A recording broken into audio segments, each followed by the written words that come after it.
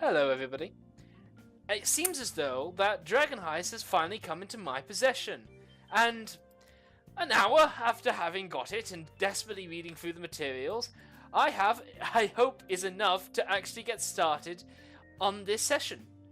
Now, you guys have currently been spending a little bit of time in the city of Splendors herself, Waterdeep. You have been staying here, or Waterdeep has always been your home, and for the past couple of 10 days, you have been enjoying the sights, you have been making the best, and you have just been doing whatever motivates you for the time being. During that time, you seem to have just kind of found each other. Where might you have found each other? Why, the Yawning Portal, of course. A good getaway for all would-be adventurers and retired adventurers who seemingly get together. It apparently just seems to be the natural hub of travelled souls, or souls that yearn to travel, and they certainly do seem to come together. On one fateful night, as you're quietly settling in to what is now a gently cooling atmosphere that is the oncoming of autumn, you guys enter the Yawning Portal, as you've often done, ordering some quipper and chips, which I find incredibly adorable, and you enjoy some tasty Dark Vale mead, if I've got Shadow Dark Ale, rather. And now we begin with the following. You sit around a sturdy wooden table, lit by a brightly burning candle, and littered with plates cleared of food and half-drained tankards. The sound of gamblers yelling and drunken adventurers singing bawdy songs nearly drown out the off-key strumming of a young bard 3 tables over. Then, all the noise is eclipsed by a shout. "You pig! You're killing me mates, does ya?" Then a 7-foot-tall half-orc is hit by a wild swinging punch from a male human whose shaved head is covered with eye-shaped tattoos. 4 other humans stand behind him, ready to jump into the fray. The half-orc cracks his knuckles, roars, and leaps at the tattooed figure. But before you can see if blood is drawn, a crowd of spectators cluster around the brawl. What do you do? I'm asking. Yell, Wolfstar! I go over and watch. Wolfstar. Okay, awesome. Okay. Who's that going over? Is that Braggy, I'm betting? Yeah. Excellent. So yeah, you being a Goliath, how tall are you? 8 feet. Oh yeah. So you have a supreme view where you can actually start to like see over half these people, especially since you can see, and you're a little bit taller than the 7-foot-tall half-orc that was also in the way. You can see that there are 5 combatants, with, let's see. Yeah, there's about 5 of them. And, yeah, there seems to be about 5 of them that are currently, like, fighting off against one another. And, this one half-orc, seems to be, fighting.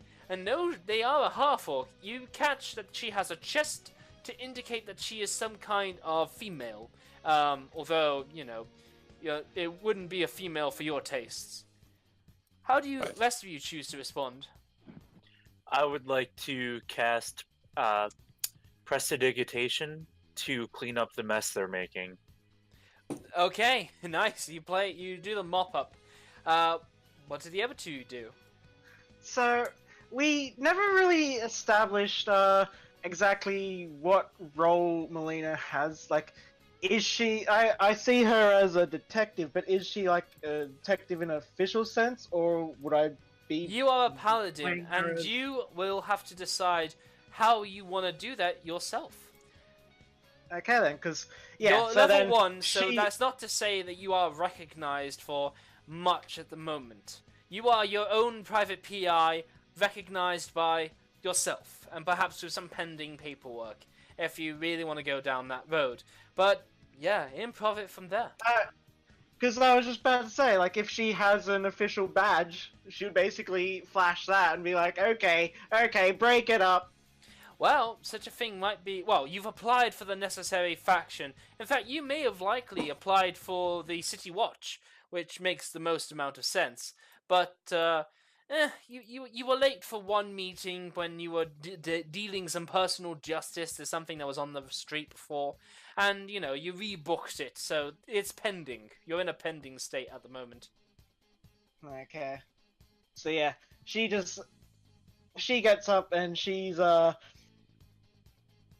is going to try to intervene, but how does this orc woman, like, she's 7 foot, you said?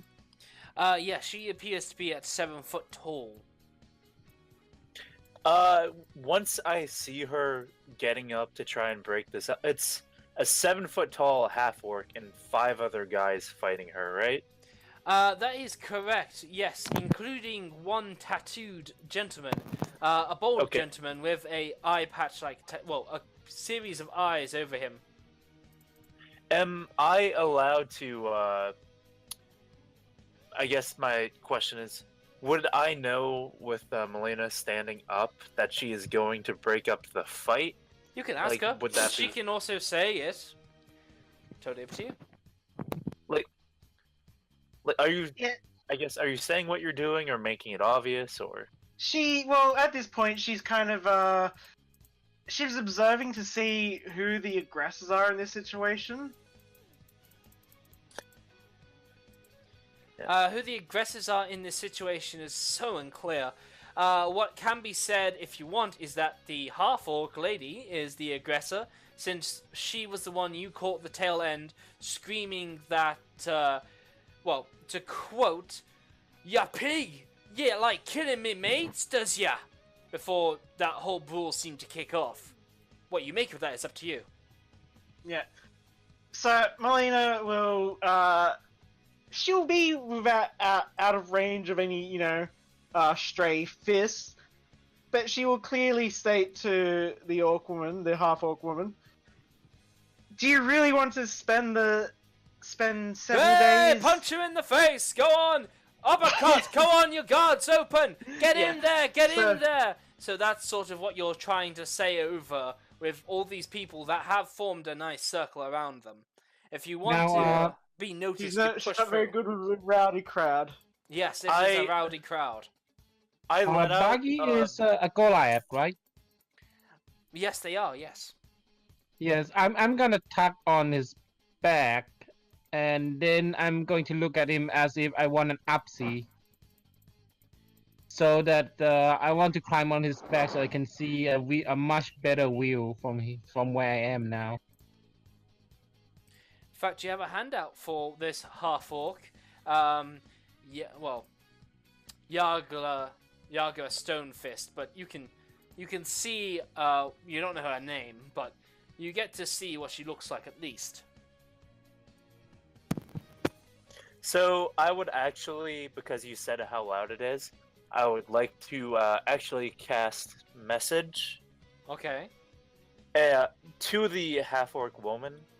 Okay. And just basically relay exactly the same thing that Milana said to her. So that way, I know she can hear it. Certainly. So you know the person enough in such a short distance to do this spell. Message. Level 1, I guess so. You get involved then. Message is a cantrip. Message. Maybe it's not sending like I'm thinking. Let's have a look in the old compendium. Message. Here we go. You point your finger towards the target. Target hears the message and can reply in a whisper. Only you can hear. You can cast a spell, solid objects. Yeah. Sweet. Okay, so you tell them to calm it down, stop being so rowdy and whatnot. And when you do so, this half-orcess is distracted for what appears to be like a critical moment. They seem to then just get caught off guard as between the 5 of them, they all just basically wail into her as she can't recover her defenses. Her guard is dropped and she's punched, kicked, and banged up near walls and whatnot as she's being completely bombarded and overwhelmed now. I let out a sigh, stand up, and just motion towards Melina to do something. Yeah. So delegate. Okay. So yeah. Melina will. She's going to use an intimidation roll. She is going to. Again, she's going to use the threat of law and basically say, if you guys do not stop this right now, you're all going to be put in the bloody slammer. Alright, give me an intimidation check, please. With disadvantage, as the crowd is louder than you. So, I have to admit, I haven't played 5e for like 2 years. Like I played it when it first came out. In that case, I suggest you just go with recommendations. That's awesome. Excellent. So even with the crowd being pretty loud, that's a very good roll, and you certainly bring in the mom voice to start trying to get these fools to shut up and to listen to you. Now that is the case. They, not the half-orc, as she is currently getting pounded away between the 5 of them, but the other 5, including the tattooed man, now their attention is dropped as they look at you, this frilly dressed, heavy armored woman. Well, she's got her chain armor is underneath her dress. We've covered some of this. You have a heavy armor that is prestidigitized. Yeah, no. So because her starting equipment is just chainmail, and chainmail is light enough and simple enough to be hidden under cloth. All right. Okay. Alrighty. So no magic item. Anyway, so carrying on from there. Oh, that was distracting. Carrying on from there. Yes, the 5 of them lose their focus, as much like I did, and basically the half-orcess, she takes one wicked haymaker round straight down to the guy with his eye tattoo, and in one clean haymaker she knocks him out, and then Durham, this proprietor of the Yawning Portal, a man who you've all at least heard of and you've definitely seen around here, he comes in and with a single strong voice he simply yells, "You're out! Go on, get out!" he says with a snarl, and basically there are other crowd members that are booing and shooing them off now, as they've had the fun, but if Durham says they're out, then they're out. No question, ifs, ands, or buts. Yes. Did he break it up? Yes, so the other 4 members that are like fighting alongside the tattooed gentleman, they carry him out while the half-orc lady sort of staggers onto her back.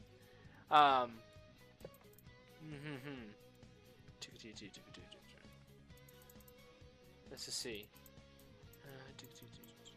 So the half-orc woman is still in the bar?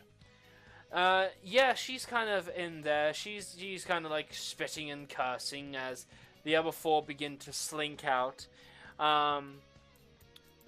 Yeah. So, at this point, just as soon as those guys kind of shimmy out, with you guys standing up, kind of looking attentively and whatnot, shouts of alarms suddenly ring out as a hulking creature climbs out of the shaft in the middle of the tap room, which happens to be this large gaping hole in the middle that you see here. A monster with a warty green skin, a tangled nest of wiry black hair, a long carrot-shaped nose, and bloodshot eyes. As it bares its yellow teeth and howls, you can see that a half a dozen bat-like creatures are attached to its bodies, with 3 more circling above as it flies. Everyone in the tavern reacts in fear, except for the barkeep Durham, who shouts, "Troll!" Now, how do you guys proceed from here? And, yeah, I'm going to show you that you have this nasty troll that, in the middle of what was otherwise a quiet evening, has now joined the fray with the rest of you, having crawled out from this pit. There we go. I get that up.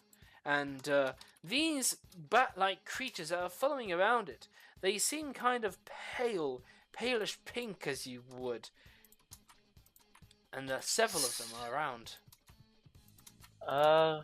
Would we be rolling initiative at this point? Yes, yes you will. Remember to click your token before you click initiative. I can't click it. You Nor can can I. absolutely click your token. 5,000%. Joker has achieved this. Click your token with the cursor tool. Go back to your character sheet. Go to initiative and give that a cheeky, crafty click. Yeah, it's not allowing me to click my token. I've clicked your token. I go to your character sheet, Braggy. I go to initiative. Boom. And it has joined the initiative order. I still can't click it though. Controlled by Braggy. Let's see. Oh, no. Control Okay. this by Adrian. Control Okay, this. yep, now I can. Brilliant. Thank you. Alright. This is controlled by Melina. That's sorted. This one's already set up for Joker. Nice. Okay. There we go. There we go. I accidentally rolled it 3 times trying to click. That's fine. We'll take whatever we got. This is fine.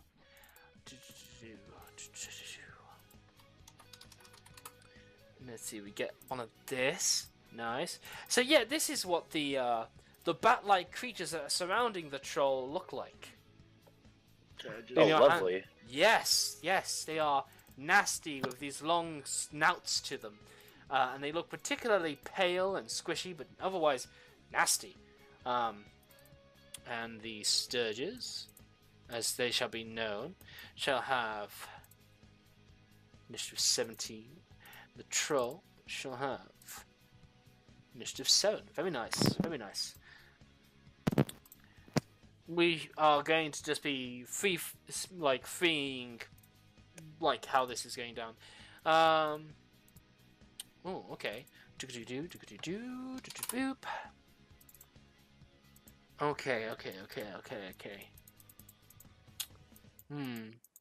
So it rises to its full height of 9 feet tall as it clasps over this edge standing there. Yeah, while this troll is up here, the 9 that I have put, 6 of them are actually attached over his back, while 3 of them continue to fly around his head.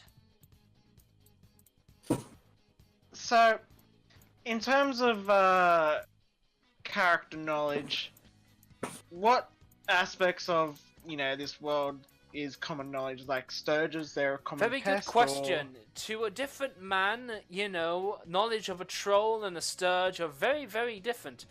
So, I will ask that who is proficient with nature? Not I. I am.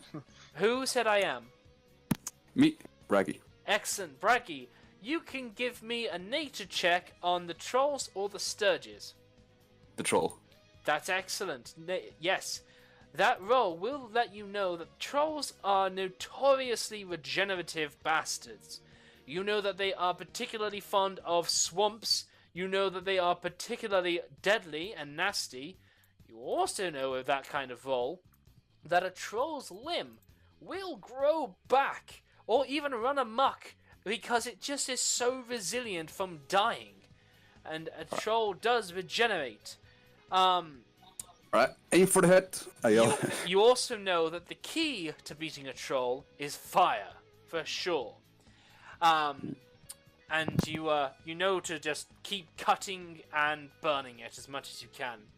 However, it's interesting to you that this one is covered with these leech-like bats.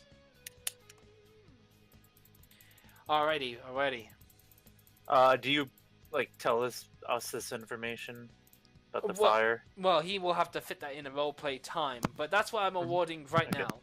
For now, we have some of these flying bats that come swooping down, and the first one is gonna go over for, well, the Braggy looks like the biggest and the most tastiest, so he's gonna try and go for him.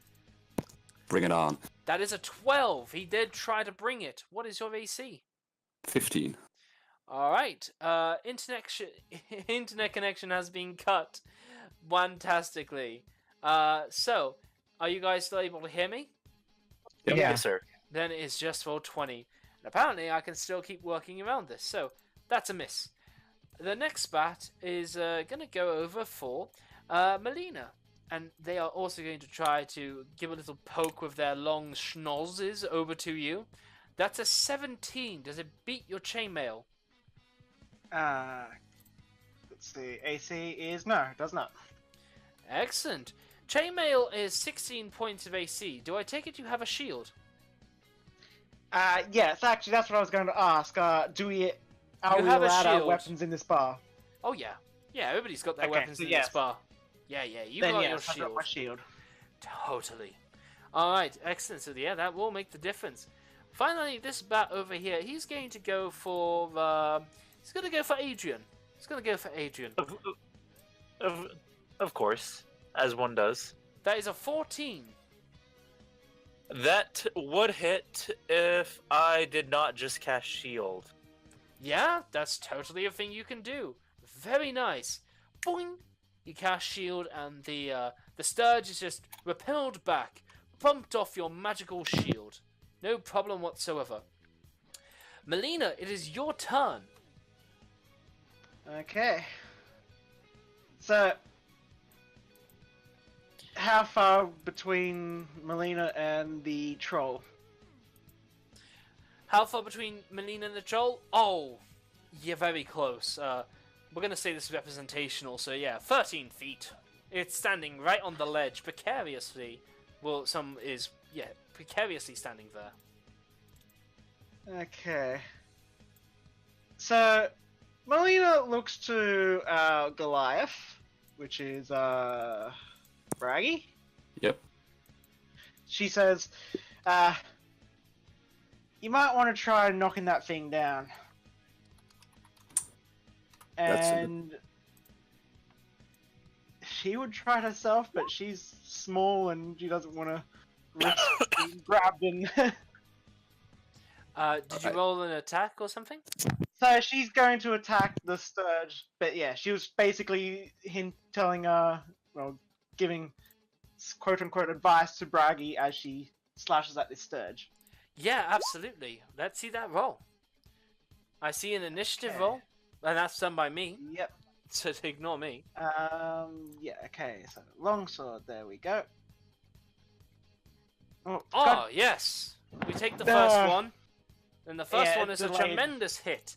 You quite casually, easily, just pierce and skew and shish kebab this sturge as it just completely bleeds out over your sword with no problem whatsoever. Basically a squishy blood sack at this point as you just skewer it so carelessly, so easily. Now then, do you move? Nah, she's gonna... Actually, she will move a bit closer, but she's still gonna try and stay out of grabbing reach of the troll. Alrighty, let's put you a bit over here. That'll Yeah, That'll she'll be in support range. Lovely. So at this point, Durham, the barkeep from behind the bar, he grabs hold of a great sword he must have kept right underneath the bar, and he comes out forward, greatsword in hand, with a grizzled snarl that suggests that he is so used to this by now, and he's so ready for this. He is not in the slightest perturbed. In fact, I've got a handout for you right here. Now that the internet's back, Durham handout, which you should see. He's got some nice meaty arms to him for sure. Definitely looked like a badass. Oh yeah, he is Yeah. a badass, absolutely. He comes forward and he basically he calls on you guys to focus on slaying the Sturges, and then he also commands you that to grab some of the oil lanterns that are hanging around and set it on fire when it falls, so that it dies in a fiery death, in a fiery manner for sure. All right. Now it is Braggy's turn. All right. I'm thinking, yeah, good idea. That's Adrian yelled to me. Walk over and try to push the troll down again. You're going to try a Five shove star. attempt. Yeah. Alright, a shove attempt is made with an athletics check, and it is counted by a separate athletics check. Certainly. Go ahead I can and do give that. me that check. Alrighty. Oh my god. He didn't crit. No way. I did crit, and I crit in the bad way. The troll is you Sparta kick this fucker down. You utterly have him stumbling, and in one spell's kick, you don't just have him like pivot on his feet. You completely cave in his gut, and you completely launch him into this pit. His back, with all of its bats, squishing and smacking against the back of the other side of the well as he scuffs up against it. Large, green, black, ready trails of these exploded pustules of swollen bats continue to burst across its back, and he completely goes out. But as he slides down for another 30 feet or so, his claws, all four of them, no, two, sorry, I'm thinking of a different kind, but all two of them reach out, and they do grab hold of the walls, catching himself before he goes tumbling all the way in. Though he is essentially climbing, he's still in the combat, but with all of his little blood... Whoops! All of his little bloodsuckers having been totally smushed. It's very nice, Braggy. And you stand there proudly for all to see. Clap my hands. And like, that was easy. Very nice. Though he is still in sight, he's just further down in there now. And he will come back up for more. Right, that's my turn. Wait, maybe just a little bit back. Yeah, certainly. Durham definitely calls out and he goes, No! Bring some fire! We gotta burn this fucker! He needs some fire on him. All Sorry. right, Adrian, it is now your turn. And also, Braggy, you're right by the edge. Certainly. Alright. I would know the bartender's name, correct? Durham, yes, certainly. Okay, so I would just like to say, don't worry, Durham. I have the fire. Just please get these sturges off me, and I would like to cast firebolt at the troll. Nice. You have a clear shot on it, certainly, within this pit. Go ahead and roll. Oh! Ooh, it's not an actual crit, but it's still a high roll. Ooh, very nice. Strong. Okay, yeah. You blast this troll with a gout of fire, shooting at its back where some of its, like where you've seen the bats that have been perched and slurping up from his back, you can see that already his blood was curdling and clotting into new growing pustules. And right as those squishy, damp, moist, gross, black pustules would begin to go back, you scorch it over with a severe accurate blast from your firebolt, as it certainly pings against his back, and the troll roaring in agony as he certainly does not like that. And now, for the sake of making sure I mark this thing, I'm going to give him a little red dot to indicate something for later. And with my free hand that's not holding a dagger, I'm just going to give Durham a thumbs up. Excellent. Very nice. Joker, it is now your turn. I assume there is a monster close to me. Yes, there is. I pull out both a rapier and a dagger, and I'm going to attack with both weapons. Excellent. You can absolutely do that. Go ahead and Yeah, roll. I assume. Okay, I assume that the offhand weapon does not get the bonus from the damage, right? Because of the two hand without the fighting style. Yeah. You get all the bonuses from your fighting styles and. Yeah. Okay, yeah. Just roll.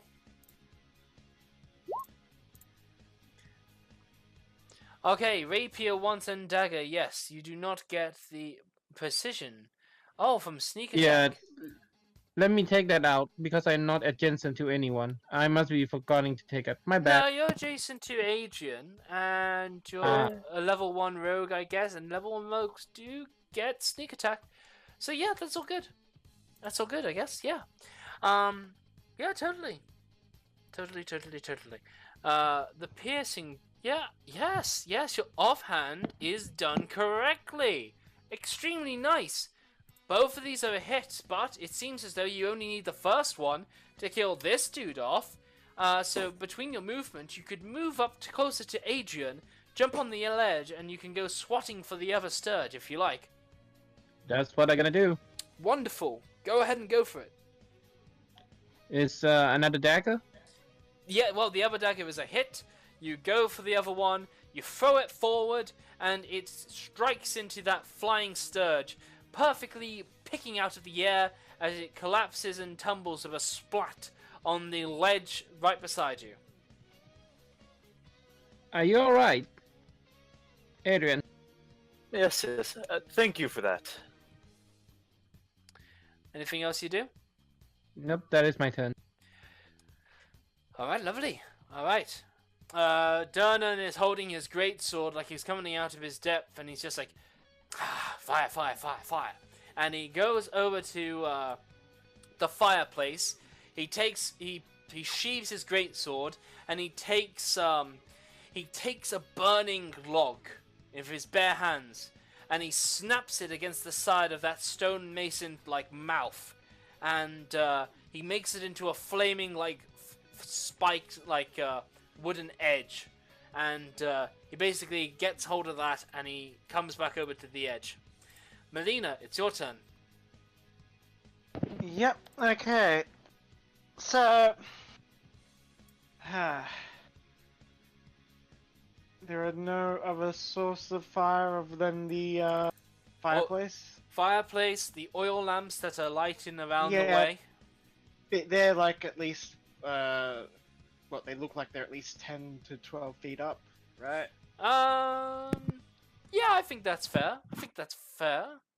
More like 8 feet to 9 feet, certainly. So, would she be able to reach one? Certainly. I think so. Okay, so yeah, she'll try to grab one of them and then fling it at the troll. Totally. All right.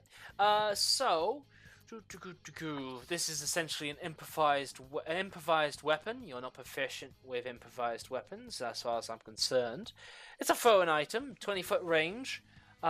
This troll is at least a little bit lower down than 20 foot. Braggy is in the way of the edge over that side. So I'm going to have a D20 roll, 2D20 roll made at disadvantage because of the distance. Well, I mean, actually, because it's lower down, the distance shouldn't be too much of an issue, but I guess it's still accuracy. Correct. That is the case. Okay, so here we go. 1 and 2. That's outstanding. At disadvantage, that is a hit. That is a hit at disadvantage. And essentially, I'm going to conclude that this is like Alchemist Fire. So, roll me 2d6.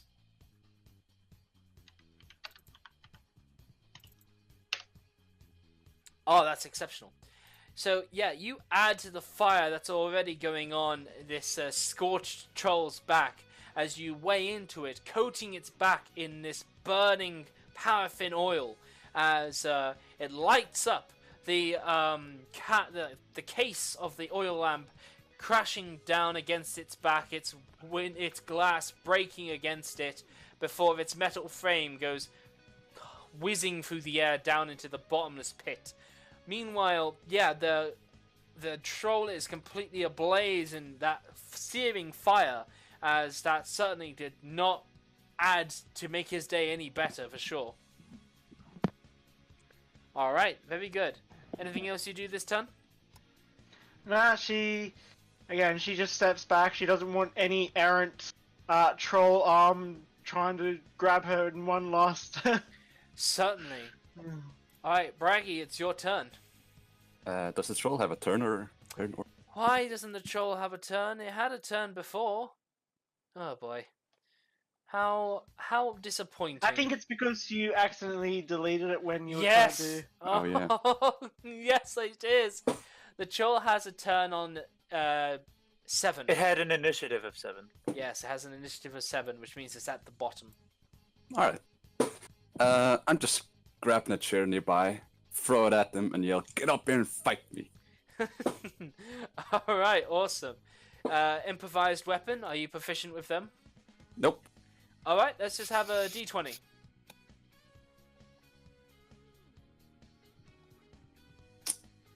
Not bad. Not bad at all. I was given a very nice link about improvised weapons, so I think this will be a d6. Do that. Yeah. Not bad. Free bludgeoning damage, as some of the splinters and some of the wood definitely bang into his head, the chair most definitely breaks across his being, as he's Bullseye. on fire, and you've just added logs to it, so certainly. And they do go down, burning as they do, of bits of embers. And as you watch all the way as that light flickers out to nothing at the bottom of this black pit. Unable to see the bottom, it goes down so far. Right. FYI, more than 300 feet, killing, terminal velocity distance. Yeah. Alrighty. 300d6. Kind of, 20d6. Alright, so I guess 200 feet. Anyway, Adrian, this is your turn. Would you say I have enough movement to get up to the second floor? Well, it is crowded. So with a dash, I wouldn't say why not. Yeah, I dash. wouldn't want to dash to do that, so I would just get on the stairs rather, where I can still see it from. If Yeah, that's sure. all right. Yeah, I can allow that. And another question: that lantern, would you say it's directly above the troll? What lantern? The lantern that is kind of by the bar and the barrels. I think it's on the other Almost. side. Yeah. No, it's not by the troll at all. Okay, can't see that well. So I will just cast Firebolt once again from where I'm at then. Perfectly sound. Let's see that roll.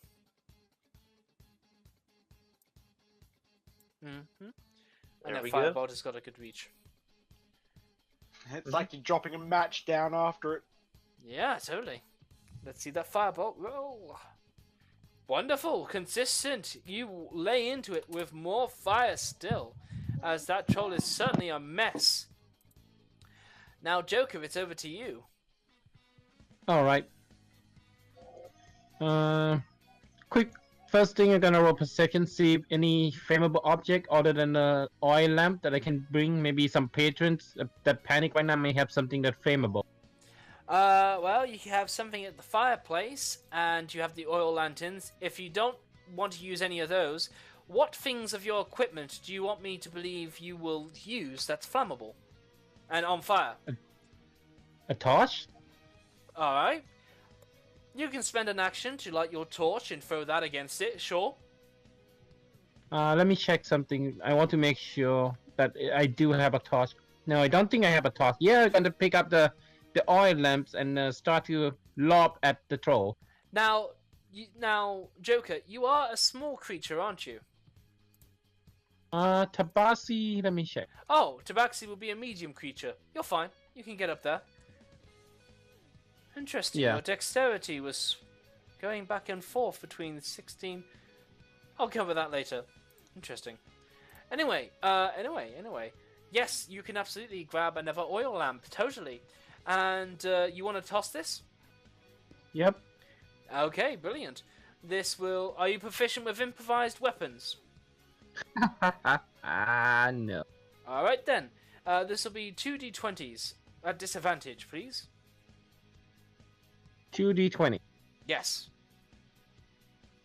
It'll be considered like throwing alchemist fire. Outside of It's a miss. that will Oh, be you a combine miss. them together.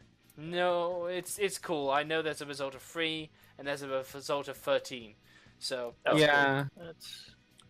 all right. So yes, that will be a miss, and it does go just only fractionally a little bit wide, just a little bit. That's all. And the troll certainly does shimmy the other way. Now Okay. it is the troll's go. And the fire is essentially being striked over to the left-hand side of him, so he kind of like crawls around the right-hand side, and while still clawing its way around, he doesn't try to go up on that pedestal. The first thing he tries to do is to drag Braggy in. Just toss you in as much as he can. So, he is going to give an athletics check, and I'm going to need you to contest it, please, Mr. Braggy. Ooh, that's a good one. That's a good Easy. one. Braggy, Yeah. you're fine. Yeah. He brought that hand over to your like ankles, and despite this being a troll, this seemingly is like a weaker troll. He's certainly like already messed up for some reason. He, despite his stature, despite his size, you expected, being a Goliath, that a creature bigger than you would have put up more of a fight, but no, he's not putting too much of a fight at all, really. Kind of disappointing. Yeah. But it is Durham's go, and when he comes back, he strikes this troll as he tries to come over, bearing this like that flaming bit of wood down, and he just jabs it into this creature like he was using a stake. Now, despite whatever experience he has, this other troll will grab this flaming bit of wood in its hand. Though it doesn't like it, it puts it up first to sort of defend itself, and it then just sort of swats it away. That like bit of wood falling down into the pit, as he will then just arm himself with his greatsword, prepare to behead this thing. The next opportunity. He yells to you guys that you're doing great, keep it up, keep laying down fire on it, don't let it stop burning, is what he essentially says. And the start of the troll's turn did happen, so yeah, he basically continues to tell you to keep laying in the fire. Melina, it's now your go. Yep. Okay. Oh. In this situation, it seems like the best thing to do would be to try and, again, just dislodge it. Yeah? Put it down in the pit once and for all. So, you say it's hanging by one hand, trying to attack and defend itself with a bit of wood. It's already smacked Durham's piece of flaming wood out from its hand. Its feet are dug into the cobblestone that makes up this pit. Its right hand is partially holding on to the ledge that Brog is standing upon, while its left hand is clutched over the edge of this pit as well, looking to climb over, it seems, certainly. Okay, so she's gonna move in closer, and Yeah. she's basically going to attempt to, well, sever his hand. Perfectly acceptable and excellent, by all means. Let's see it. Okay. Yep. And the longsword. Jeez, we're getting some good rolls today. Very, Yeah, very, very nice. They don't stand a Okay. chance. Alright, so yes, you completely slash at that hand. I'm gonna roll something.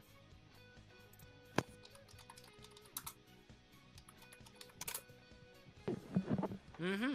Interesting, interesting.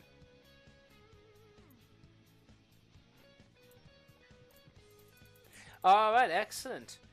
So, you do cut that hand clean off and leave a stub in its place with the wrist hanging over the edge of this pit as if it was at the executioner's block. You chop it down and you lay in the slashing damage against that troll as his fairly large, like, head-grasping hand plops on the other side, right between your feet, as it were, as it just, like, collapses there. And the troll's balance shifts as it is there. Seeing the hand land on the ground, and she would probably ask if someone, or she might try and kick the hand towards the fire and tell someone to throw it in. Alright, well, that will be next turn for you, I guess. I mean, you can talk as a free action, come in, get this hand off you. Yeah. Certainly. Basically, yeah, she's just telling a nearby patron to throw it in the fire if she kicks it over. Yeah, Durham looks at it, she's just like, yeah, good move. That will come back. Throw it into that fire right away. And he's on board. He will throw it for you when he gets an opportunity. Roggy, it's your turn. Right. I take my totem out behind my back. It's like battle ram thingy. Yeah, a ram. Nice. I made it 1d8, and I don't have proficiency. You made it 1d8 and you don't have proficiency. Oh, your battle ram. Your not a totem. Your portable ram used as advantage when. It's in the shape of a totem. Right, let's look this up. Portable ram item. Here we go. Do. A gear. Break down doors. When doing so, +4 bonus to strength check other characters and help you breaking down a door, breaking down a door, breaking down a door. This creature's positioning is not helpful to you.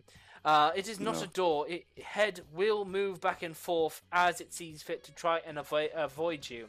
It is not a horizontal, aligned movement. It is much more vertical, which the ram is not designed to do. Now, you can absolutely just kind of hug it and kind of just like reverse caber toss it down towards this troll's being. But if you drop it, it could go down that hole, and you're certainly like throwing it down the hole to make this maneuver pull off. So, is that what you want to do? I'm not gonna throw it. All right. Then what do I do? Grab a table, the one where I took the chair from. You are a little bit away from tables at the moment. You are right by this pit and right by this ledge. And it's too far to kick it down. Well, no, the troll is right beside you. Its hand is like right up against the edge for you. But the issue is that once you kick it down, that troll will come back until it is burnt, and it will regenerate. I don't know. Your nature check will let you know that these trolls do go back. They are stubbornly regeneratory. Yeah. If a hand is left behind and it's perfectly alright, a whole troll will grow from that hand. It will just split. Not like that. It will. It really will. Alright, I'm just gonna walk back. Opportunity, right? That is correct. There we go. That's what I like to hear. You disengage and move back out of melee. No problem. A little bit back there. Ready for next turn. Done. Adrian, it's now your turn. Would you say that the hand is within 5 feet of the troll itself? Interesting question. I would say yes. In that case, I would try to get both the troll and the hand itself in an acid splash. Very nice. Very, very nice. Alright, so the troll's got to make a dexterity, as does the hand, I take it? Mm-hmm. Yes, All sir. Right. The troll fails. And the hand, stats. Oh, it's speed. It's all downhill. Yeah. It's gonna make one, but yeah. No, both fail, certainly. The hand melts into a little puddle right beside Melina's feet, certainly. And as that kind of splash does strike against the shoulder and side of the head of this troll, it most definitely gets some of this stinging, horribly smelling, misty bits of acid staining across its face, melting half of it down, certainly. It is a gruesome, gory-looking thing now, even more preposterously ugly than it was when it started. So, no. And as I am doing this, I would like to yell out, I want free drinks after this. Dunham gives a finger to you, he points out, and he says, "You got it!" Certainly. He's like right up there with the money. Alright, Joker, it's your turn. All right. I'm gonna go get another oil lantern, probably this one, Okay. and hurl it at the troll. Certainly. Now, this one seems to be kind of, in your hurry, this lantern seemingly is quite stuck on to its chains and whatnot. I'm going to need a strength check to pry it free. Or, you can very cunningly sort of go on the lantern, or the lamp, and you can basically hop your body upward, use the momentum to unhook it, and then as you're kind of in the air, throw it down, which will require a more difficult acrobatics check. I will go with the badass one. Acrobatic. Alrighty, let's see it. Yes, that's enough. You leap up, you catch the lantern, you jingle it with bringing your momentum down and bouncing back up to unhook it. And then, with your momentum just holding you in the apex of your jump, you then double hand throw it down towards this ogre. This troll. This is not a disadvantage, but this is still improvised weapon. Give me a d20.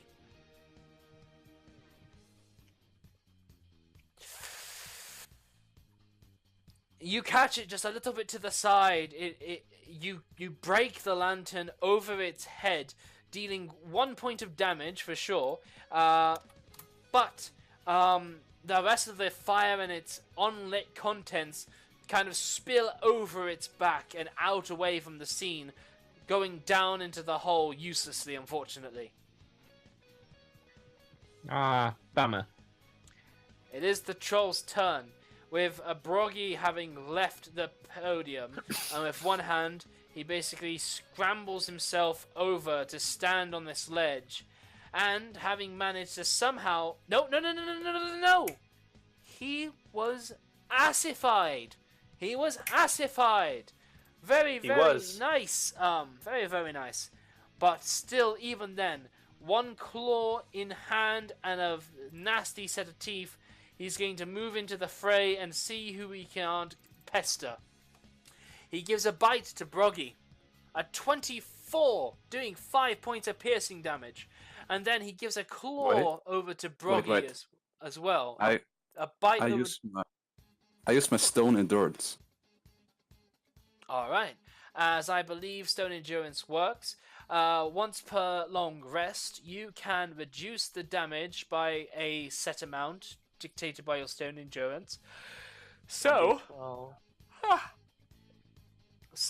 you are attacked with a bite. You reduce the 5 damage by 10 points. The damage, the bite simply just like can't pierce your skin. The teeth break against you as you just hit bone that's made of sturdier things. The remaining hit points you cancelled out do not continue. No. And then the next attack comes in, missing on a 10, I believe. Yep. And then a follow-up claw comes in with a 24 and does 12 points of slashing damage. He's really angry. He is really angry. He's lost a hand which he can't slice at you with, and you have been a bane of his, being right up in his grill, having kicked him, which caused him to be at such a disadvantage. Now at 12 points of damage, do you go down? 12? Wasn't it 11? Nope, it was 12. It was the 11 points of slashing damage that came from the 10 that caused a whole thing to go down. Right, I go down. Accept. Alright. Yes, you fall prone as you do your job valiantly to keep to the front of the whole pack. And the troll's turn ends as he steps demurringly closer. Durnham comes in. He can see that this creature is now being... He has his opportunity. He has his greatsword in hand. He takes it out and he goes to swipe this creature down. He has... Whew! Okay. He has 4 attacks of his greatsword with Grimvolt. He rolls... Firstly... Maybe shoving the troll down wasn't the best idea. No. That is a miss. If the target is an object... Oh, sweet, sweet, sweet. With a great sword and even. Second attack, that's a miss. Third attack, Durnham gets his hit that he's been looking for. And he does a mighty slash across it. That's excellent. He does a mighty slash with the great sword as he completely starts laying a heavy blow, showing and peeking at some of this troll's organs. It's gross. And he has one more hit with the great sword in his arsenal. And he manages to fell the creature. He finally cuts deep into this troll's being, surging the great sword up, and then with the creature's beating heart being skewered by his greatsword, he kind of grits his teeth. He brings forward his heavy, mighty arms, and he basically half drags and carries this still barely clawing, barely alive creature over to the fireplace, and he plops him down inside it as the troll can't give any more resistance. It crumples into the fire and flumps down as the fire and embers eat into its being, as what remains of the hand join with it. Well done, you guys. You've won. Easy. So that's why the chimney was larger than usual. Somebody needs to tend to Braggy, which is why we will not go out of initiative. Melina, you're first. Saving me. Indeed. A quick answer is a lay on hands. 1 point instantly stabilizes him, gets him back up on his feet. Yeah, do I even have lay on hands? Oh, yeah. You are a paladin. I thought that Yes, was you lame. do. Yeah, no, I thought that was like second level or something. No. Okay, so... Yeah, she is going to do that. Perfect. So yeah, you go ahead and you go and give him some heals.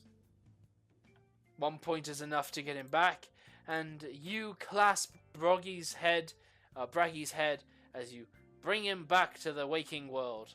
Totally. Smells like chicken. I say, what have I got? Yeah, it does. It certainly does. As there is a roasting troll in the background.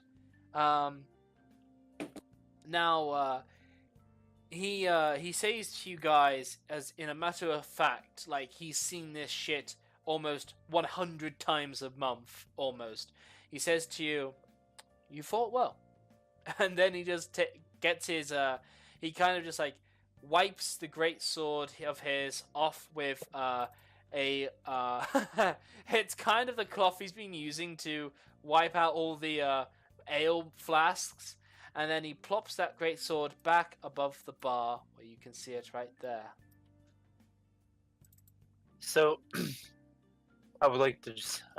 Turnham, do you mind if I write the mess around here?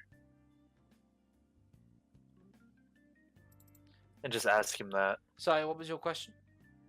I would like to ask Turnham if... do you mind if I write the... and I point towards all the blood that's everywhere. Write the mess around here. Oh, that's kind of you.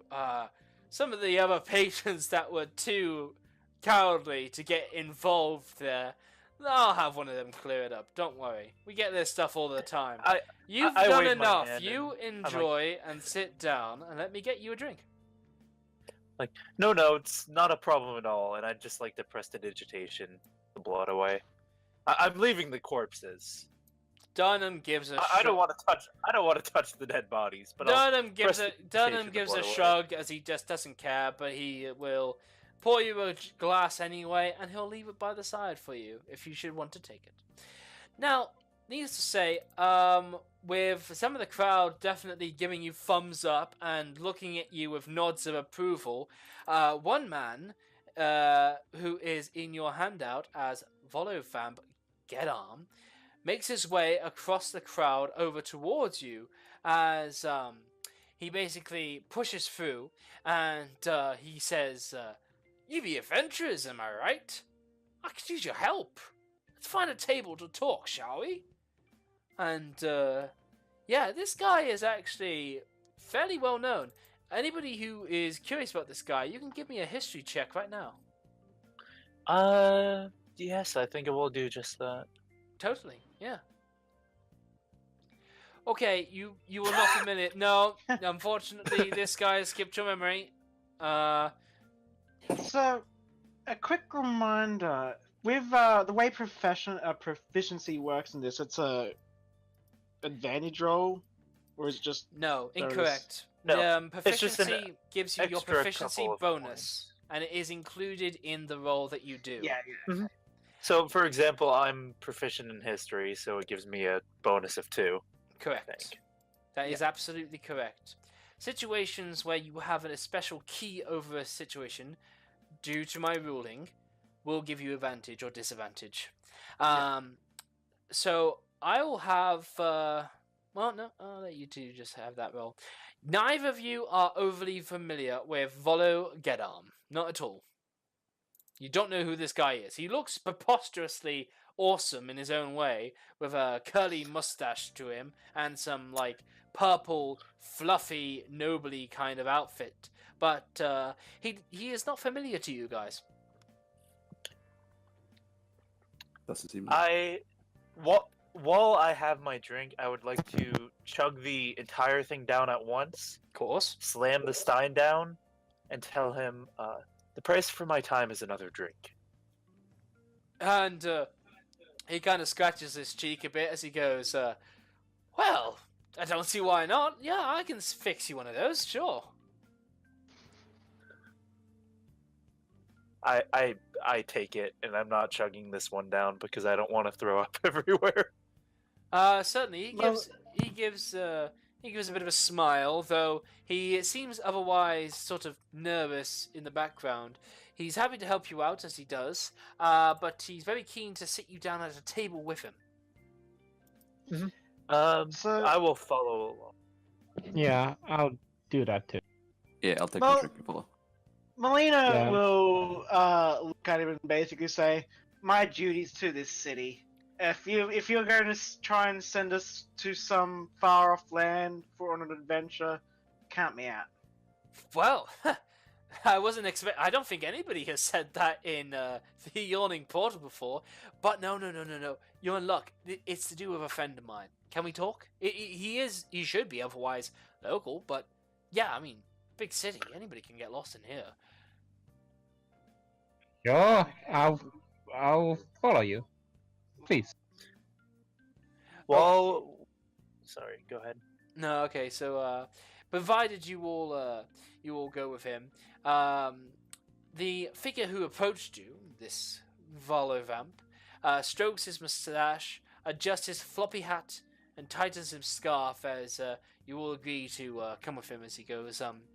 Volovamp Gedarm, chronicler, wizard, and celebrity at your service. I trust you've noticed the violence in our fair city these past 10 days. I haven't seen so much blood since my last visit to Baldur's Gate. But now I fear I have a misplaced offend amid this odious malevolence. My friend's name is Floon Blagmar. He's got more beauty than brains, and I worry he took a bad way home a couple of nights ago and was kidnapped, or worse. If you agree to track him down with all due haste, I can offer you 10 dragons apiece now, and I can give you each 10 times that when you find Floon. May I prevail upon you in my hour of need, you lovely adventurers? Well, depend on the information. When is the last time that you have seen him, or where does he went before he disappeared? Well, that's a difficult one. Floon has come and gone as he pleases. He's a bit of a airhead, goes with the breeze, a little bit happy-go-lucky. I guess the last time I saw him was within the 10-day ago, really. And what kind of description can you provide? Beautiful. He is a beautiful, beautiful man. However, despite that beauty, you'd think that, well, as I've said before, he has more beauty than he does brains. Which is more than likely how he's found himself getting himself lost. Look for a beautiful man who otherwise is a dunderhead, I would affectionately call him. So, an elf? No, not an elf. He is a human, certainly. He has red hair, I can say that much. But you would have difficulty missing him. He would answer to the name Floon. Floon Blagmar. So, Melina is actually, like, got a notepad and writing this down. Yeah, totally. While I'm not writing it down, I would just like to tell the man. So you said 10 now, 10 times that after, 110 Precisely. total, correct? You're exactly right. I nod my head and simply say, "Very well then." Wonderful. Yeah. Joyce. Any dragons that have to keep me away from sleeping in the street is always appreciated. I'll take that 10 and 100 after. Well, excellent. I'm very glad to hear you. Well, you very self-sufficient sorts can be relied upon. I'll be sure to chronologue you in my next journal. So can I add that the 10 to my character sheet then? What's that? Can I add the 10 to my character sheet then? Oh, yes, he will pay those that agree upon this, certainly. He will empty out a little coin purse, and he will decant those to you, most definitely.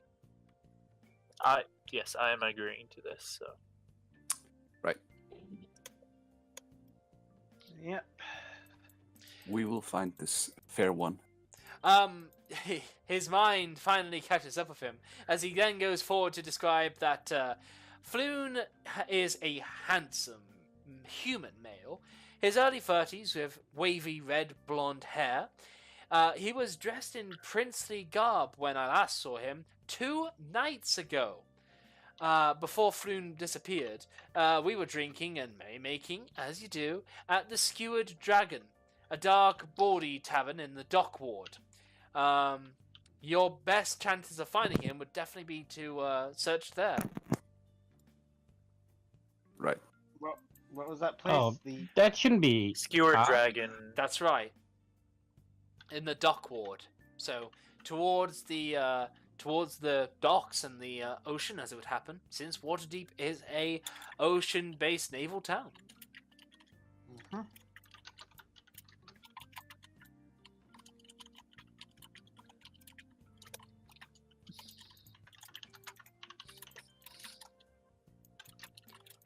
I'm sorry, I'm going to sneeze. Bless me. Good sometime. Thank you very much. Yeah, I know a place around the road. I can take you guys to the much of the detours. We should be able to get there fast. And by that, I mean I'm using city secrets. Okay. Right. Um, So we're going now? Sure. Well, don't that's see why entirely up not. to you. He does tell you and ask that you do make haste to help his friend. He doesn't know what kind of situation he's in. Alright. Chuck just- my beer and just walk out the door. Melina will actually ask, she says, one of the more important questions. what kind of enemies is he known to have? None. None as far as I knew. He was just a good friend. We had a few drinks that night, honestly. We didn't make any enemies of anyone in particular.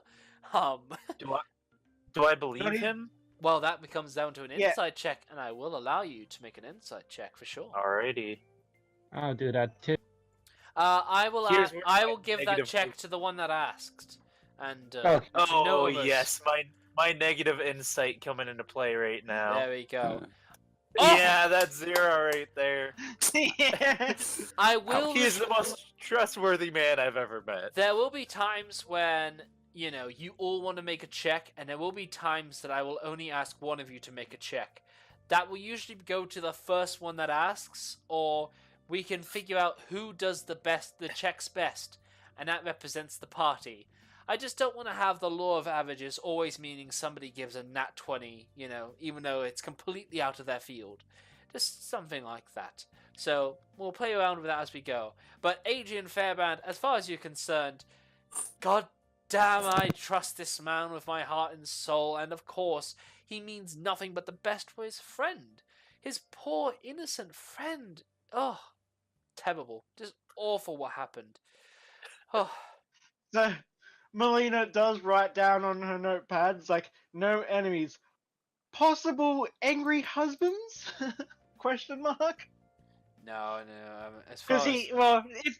if this is from her own opinion. If he is this good-looking but dumb guy, he may have stood on toes that he didn't even know of.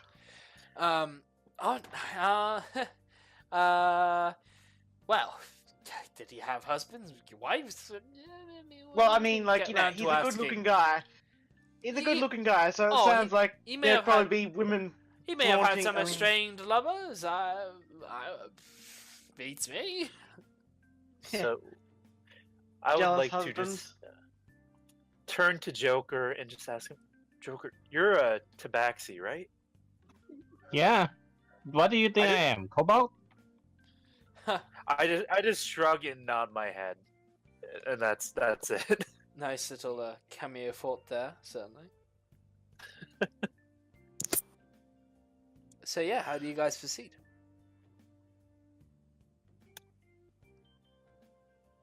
I What say time would it be now? Well, of course, this is a late night for you fellow merrymakers and what have you, so it will be getting fairly late. Okay. I would kind of like to sleep prior to heading out. Alright, awesome. Well, you can certainly do that if you like. It's a new day. And the city of Waterdeep is up for you guys to go and explore. Now, when you do start exploring around, some of the major peaks of this city that you can see that you don't need to do much to find are these huge, large statues. I am talking gargantuan. I'm talking colossal, to the size and height of 80 feet, of humanoid like shape and form. It is certainly quite a sight to behold. Some of these that do make itself known. I'm just going to put that one back because I think I put him in the wrong place. But no, the Great Drunkard, for example, is a great one, as it seems to be this large 80-foot massive creature that has collapsed down into like a seated position, as if he just got his ass handed to him, and he seems to have like plopped down, which you can find over here. And anybody who's local understands what these creatures or these huge statues were. These are and formerly like huge security measures of Waterdeep. These immense, massive statues were used at one point by the Black Staff herself, or himself, to animate and defend Waterdeep against some of the greater threats that have come forward to this fair city, and with greater advances in magic and defenses, these statues have been left unattended. Some of them have been built around and under and nearby, to basically kind of be ready in case the city should need defending again. Kind of a Final Fantasy 15 vibe, if you know what I mean. Yeah. Yeah. So, with that in mind, you guys know exactly where you're looking for. You're looking for the Skewered Dragon, a tavern between Net Street and Fillet Lane in the Dock Ward. And we shall begin with you guys actually trying to find it and putting a red X by it. You should be able So to you see s- these street names. Mhm.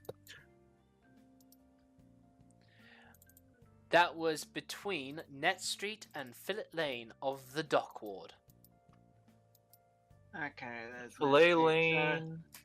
And somewhere around there. You said Reddit. Oh man, that Yep. was too fast. Well, I still need to see an X drawn on there. Haha. Yep. Oh, mine's not red. That's fine. I'm colorblind though, so I have an excuse. Well, partially Right, now, colorblind. Net anyway. Street and Phillip Street. I put my X there on yours. Haha. Oh yeah, I put There we mine go. on the wrong spot. That's what happens. I'm also gonna blame that on me being colorblind. Yeah, now you guys are all building on the spot now. Just so. There we go. No, that's awesome. That's a shit. Oh. That's a blessing. That was supposed Gogo was to. born in the Dock Ward.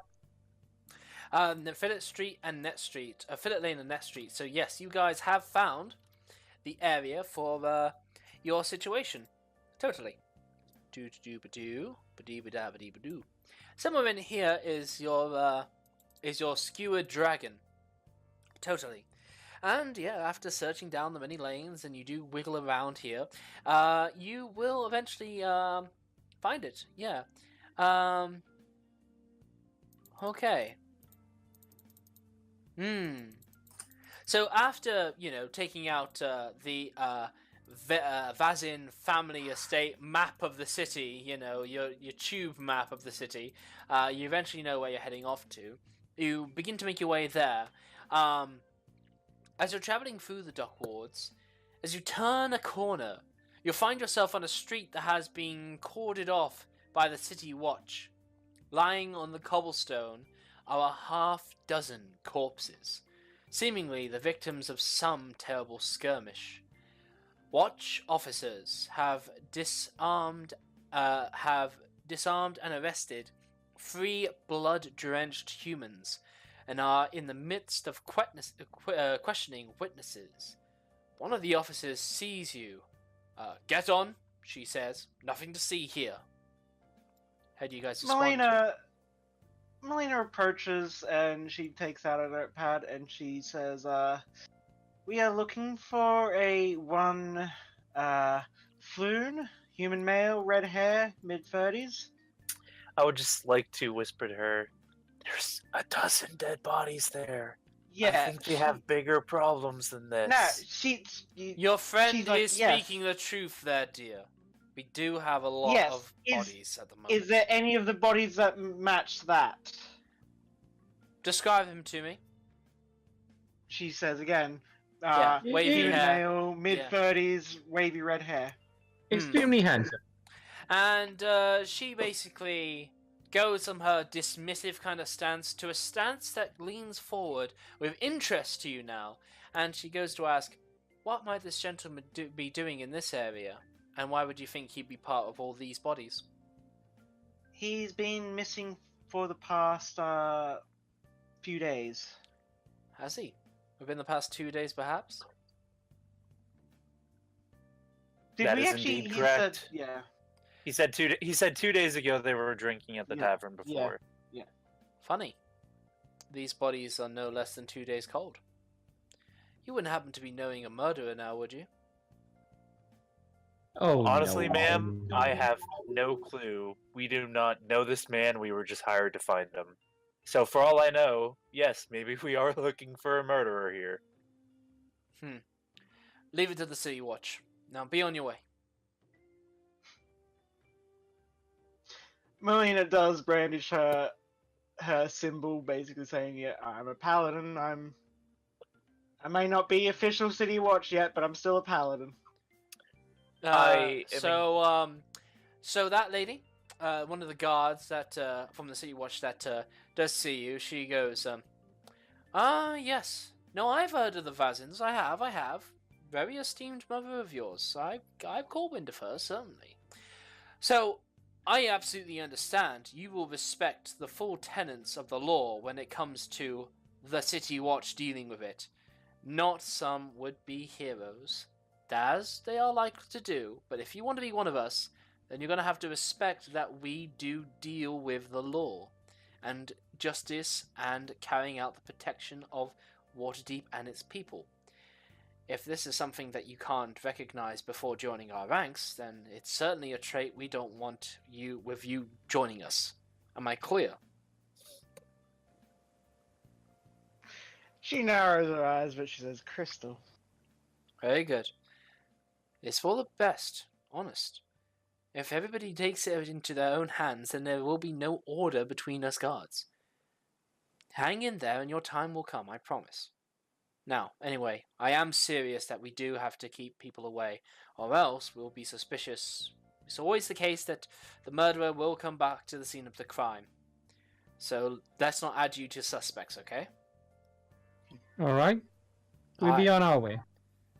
Have a pleasant day. Now, watch yourself. And, you are encouraged to leave.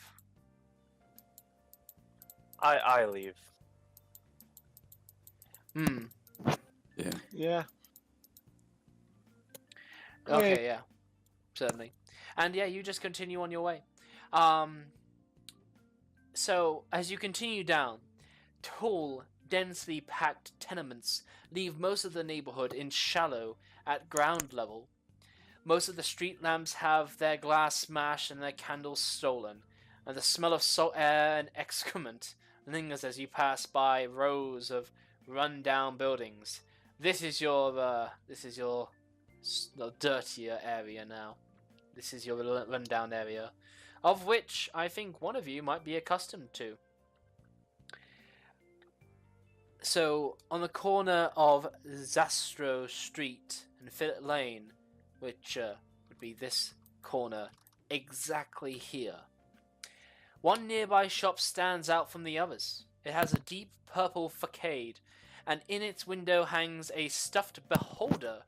Above the door hangs a sign with whose elaborate letter spells out Old Exblob or Zoblob Shop. How do you guys respond? I like to just peek in, see what's inside. Perfect. Certainly. And one person is all that's needed that to mention this expression. A cloud of lavender-scented purple smoke trails out of the shop's door as you peer inside.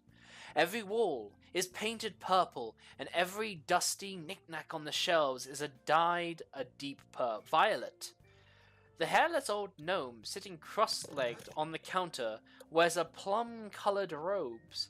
His cheeks are decorated with 9 purple face-painted eyes. The gnome lowers a pipe and exhales a cloud of lavender smoke before raising a hand. Hail and well met. Come browse the shelves of the most curious curiosity shop in the world.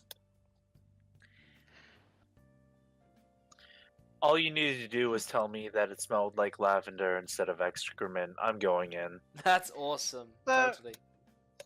Yeah, I'm going in too. I'm a curious cat. Yeah, just follow. Duck under the door and go in, I guess. Okay. What kind of role would it be to try and... These eyes that he has painted, are they similar to the eyes of the guy with the tattoos? That's a nice, interesting, very nice. Yeah, I like that. That's interesting. All right. I'm gonna say yes, they are. Definitely done like he did them these himself. They lack a little bit of skill, but yeah, they do. Yeah, they do. I'd like to just pardon me. Do you happen to have a parasol? A parasol. Ooh, well, Indeed. I've got an assortment of trinkets. Let's see what we got. Ha ha ha! I need the player's handbook. I've not got it right beside me. I'm gonna be seen walking away from my computer while I'm making this noise. Tra la la la la la la la la la. Ba ba da ba dee dee ba ba dee boop. Maybe we got a parasol. Maybe we got jack shit. Boop ba da ba dee ba dee ba dee. Ah, there we go. Okay, who's asking for the parasol? That would be Mr. Fairbrand. Excellent, Adrian Fairbrand. Why don't you roll me a D100?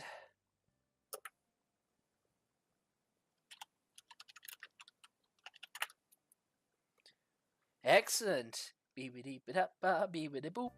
So he basically goes and the first thing he tosses out to the counter as he's trying to work through things is he goes, no, not that.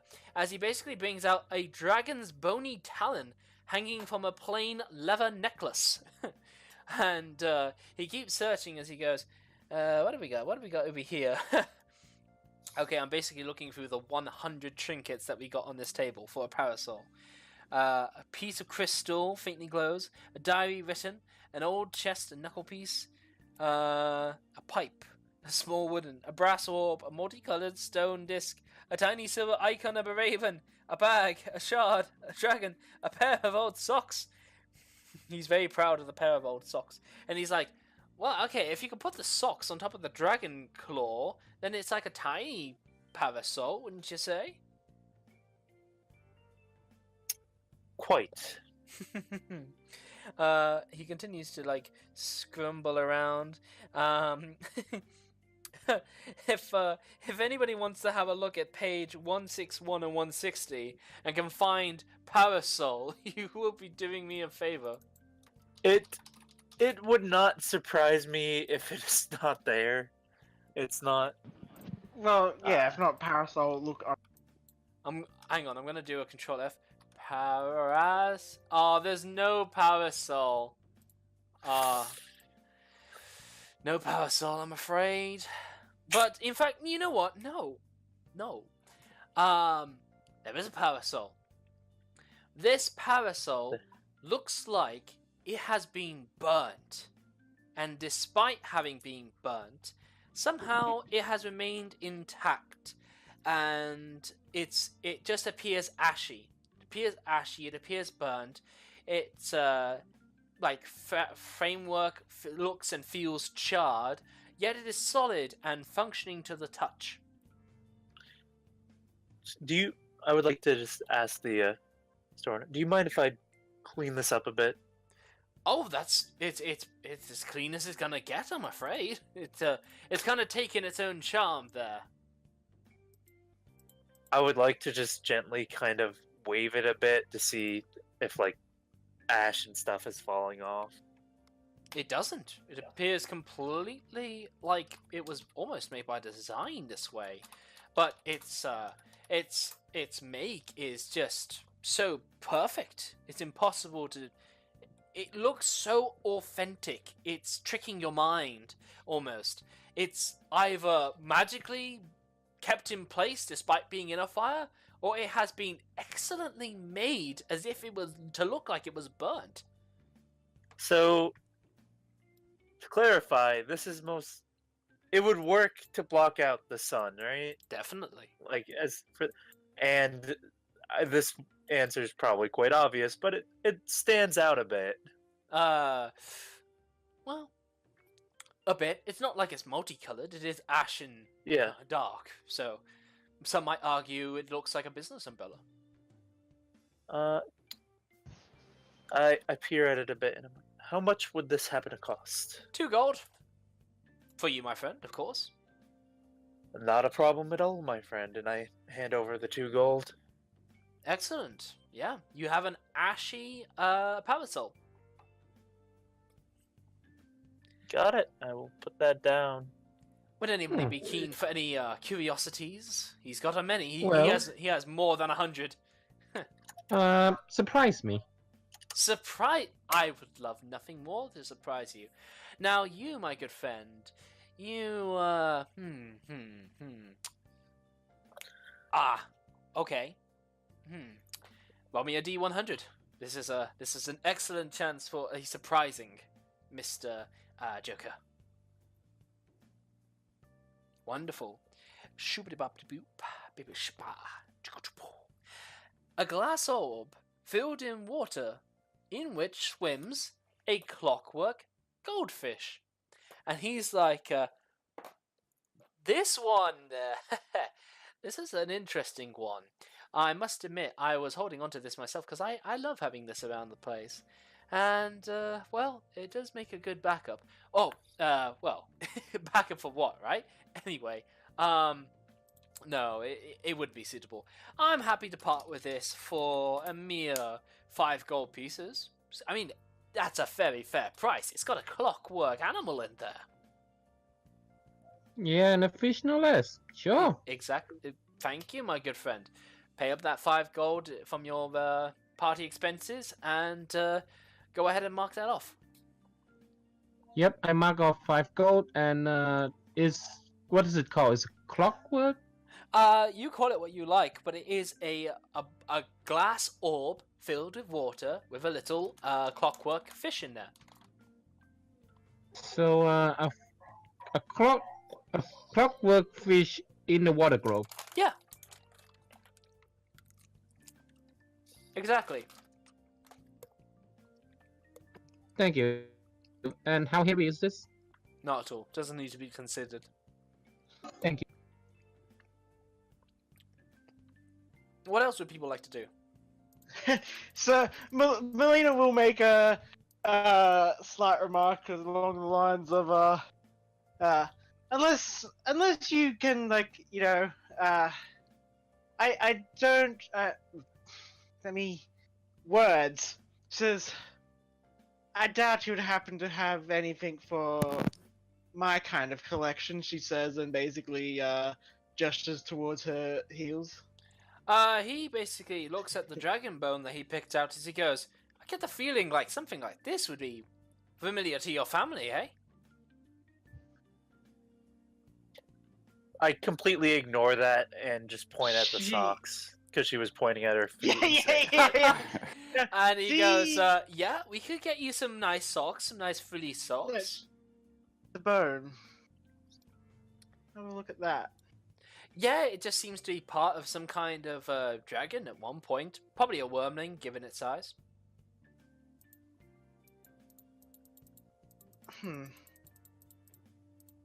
How much? Oh, well, dragon bone and all that. Ooh, but I like you also. 3 gold? She hands over the 3 gold. Very nice. Never know when dragon bones usually tend to have some innate or some leftover magic in them. Exactly. It is pulsing with magic. I bet you any time a dragon comes or tries to come nearby Waterdeep, that thing will like beep up, I'm sure. You know, dragon to dragon. It has a lot of magical. Plus, grind it down to a paste. Give it to a male lover as a enhancer. You know, I hear it will do wonders. or take it yourself. And I just look at Yeah, her. yeah. Is there any reaction? She's like, she kind of look. What do you mean? Fair enough. But she then says, "So, tell me, I'm quite your face paint has it's quite striking." Oh yeah, well, when you smoke like I do, and he grins as he wiggles his pipe in front of him. Is that a trend that's happening? I haven't heard of it. Oh, well. Down here in the lesser streets, yeah, we got our trends. But, of course, Hmm. I'm stylized after, the Beholder shop, really. I am the Beholder Curiosity Keeper. This is my hoard. You see? Do you have any other employees? No, no, couldn't afford them. Just me. I'm all that's needed.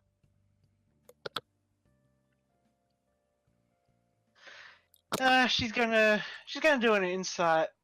She's horrible at insight. Alrighty. Rolls a natural 20. Not as horrible as you think. There is more going on to this this guy, and you think he knows something of relevance. You don't know what it is that gives it away. It might be the whole eye tattoo thing, but with a crit, you are picking up on every little bit of body gestures, details, awkward endings to a giggle that kind of give away that this guy knows something about something else, or something in particular.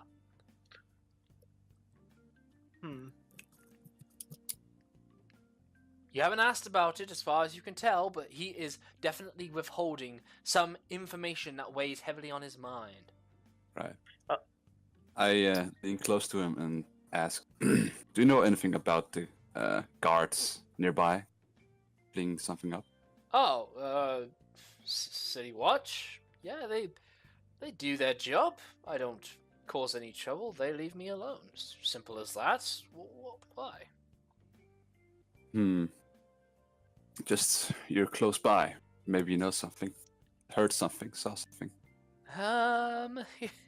Why would I know that? You can now give me an intimidation or persuasion check, whichever you feel inclined to do, Braggy. Yeah, I think an intimidation is better. Yeah. Are you proficient? Yeah, you good. No. Oh, fair enough. You're still good. And he basically goes, Yeah, I like lean closer. You sure? he goes, okay, you got me here by my beholder stalks, haven't you? Well, alright, outside, right. There was this fella.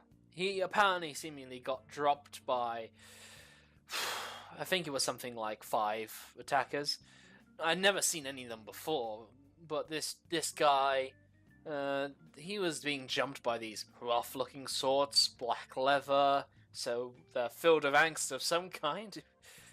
Either way, he seemed like he was a good-looking sort. He had some red hair. That was all I was catching before those black leather cloaks sort of came around and started getting him. One of those dudes had a black tattoo with a winged snake on his neck. Weird. But that's all I know. I swear, that's all I know. That's all I know. Wait. About this guy with the red hair, was he handsome? Yeah, he was very handsome. I would say so by human standards. As you realize, you're talking to a deep gnome, a gnome from the Underdark, may I add, a Smurf Neblin. So I realize you may not be as familiar with humans, but would you say he was about in his 30s? Oh, I'm familiar with humans. I watched them age all day. Yeah, he looked like he was in those 30s, definitely. Do you know where he went afterward? I didn't stick around when those guys were carting him off. They just took him down the street, really, and that was the last I saw. Completely understandable. Completely understandable. You have been a greater help today than you know. Oh, well, you flatter me. So long as you don't bring any trouble my way for telling you that, I'd appreciate it. Telling us what? Hey, for that, you get a free bauble. You get an extra special curiosity.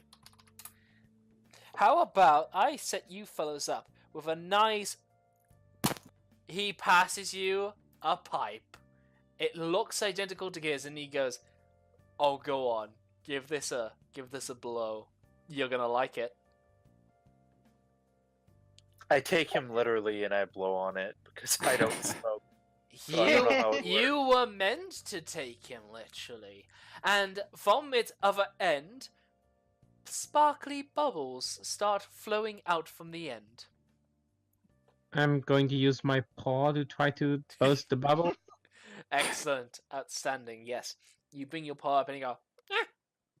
Yeah, my pupils are very dilated, like enjoying. It's like you've taken a shot of heroin.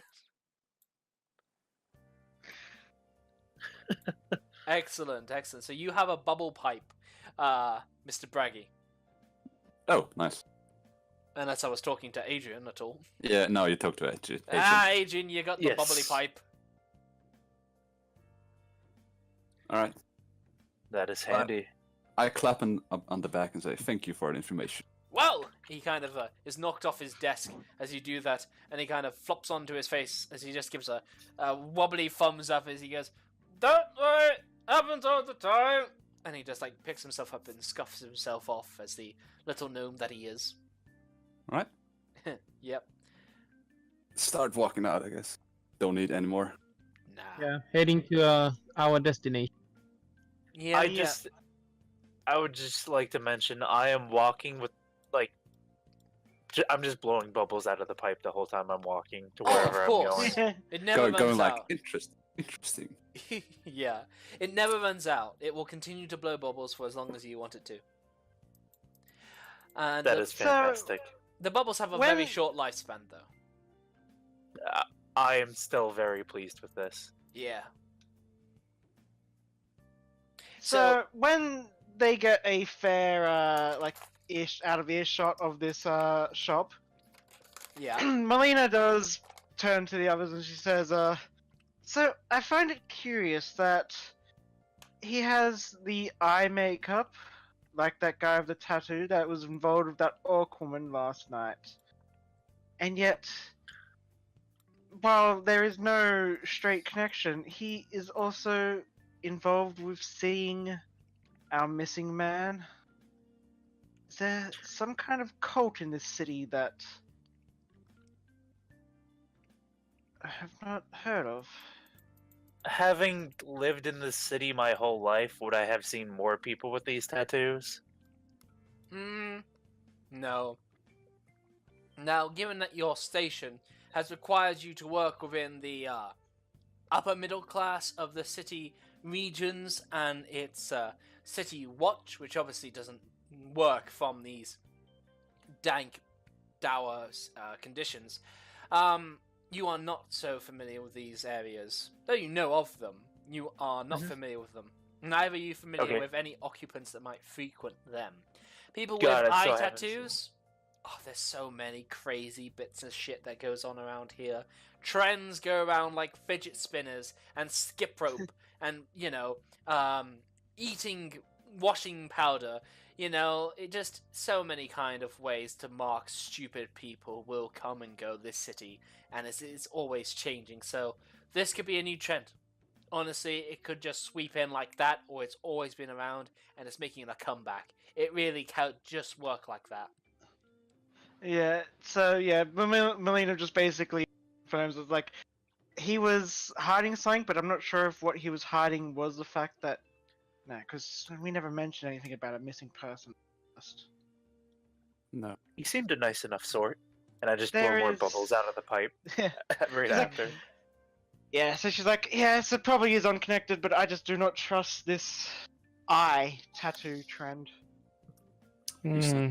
You said the orc had a similar tattoo?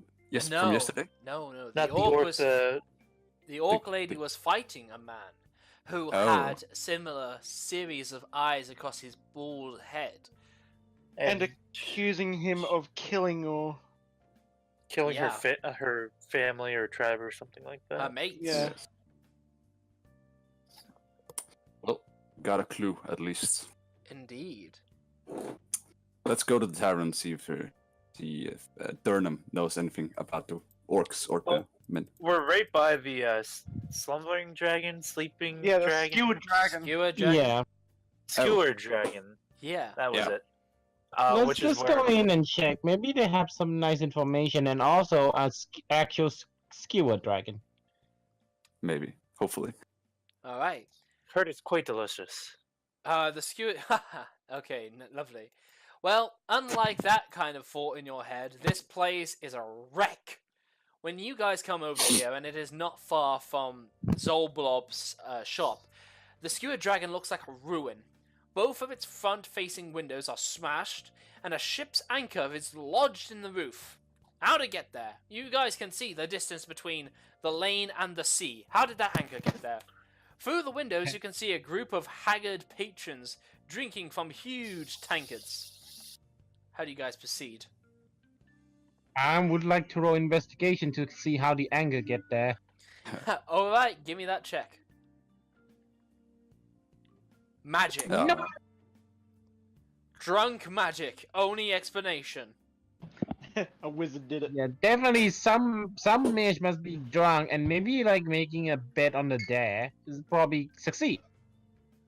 I want to meet that mage. I mean, the funny thing is, D&D is one of those settings where you can literally say a wizard did it, and it probably was a wizard that did it. Yeah, That but is true. imagine what caused it if it wasn't. Now that's more frightening. Now then, you can see that the people are inside. You guys are just trying to reconstruct what manner of catastrophe caused this anchor to come in through this ceiling. How do you proceed? There's no guards around or people inside or something? There's people inside, but there's no real city watch presence in this area. They may be around in the Way of the Dragon Street there. Maybe they're patrolling down that way. But in this kind of quieter portion, dirtier, definitely by this run-down wreck, no, there isn't really that much city watch here.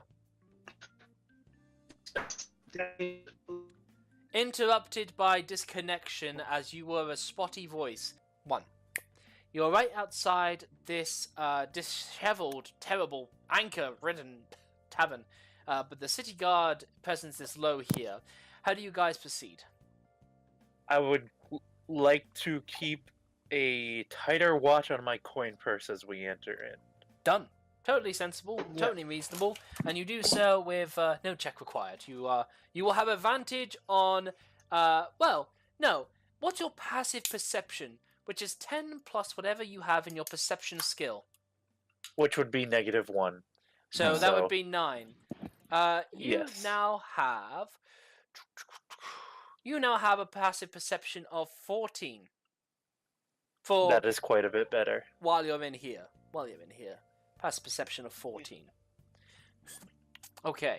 Passive perception is usually what I go to against as the DC when somebody tries to pickpocket without you noticing. Okay, so, you enter. You're all a bit cautious.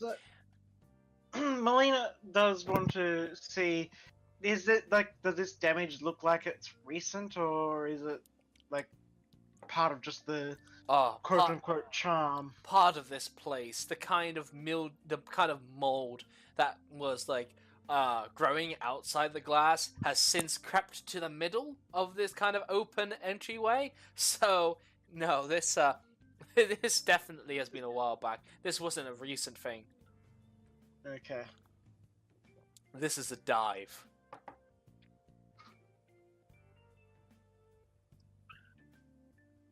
I Plenty guess we of should start. yeah, plenty of dock walkers, burly, but otherwise tired from pulling a rope and dragging in different kind of seafaring vessels, as well as just being overall exhausted from being yelled at by captains or any amount of time at the sea.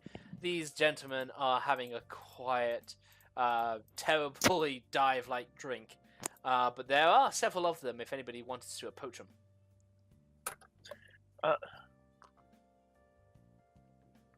So I would just like to ask. I'll go up to them and ask them. Pardon me. Were you drinking here a couple of days ago? Hang on, one gives an authentic burp. Ugh. Yeah, I lovely. burp right back. Ah, lovely. And then he basically just gives a grunt, and he basically just turns to you and defensively strikes back. Who's asking? That would be us. I know it's you. But who are ye? A couple of I would adventurers like- hired to find someone. Melina says. Oh, you're lot. Oh, what stuck-up bitches you are. He takes another swig of his ale. Why don't you give me? I would. Yeah, give Sorry, me go a ahead. intimidation or persuasion check, whatever somebody would like to give. I'll She's go gonna with go persuasion. intimidation. Oh, I've heard it. We can go good cop, bad cop. I will allow that if you want to, but you'll have to roleplay it.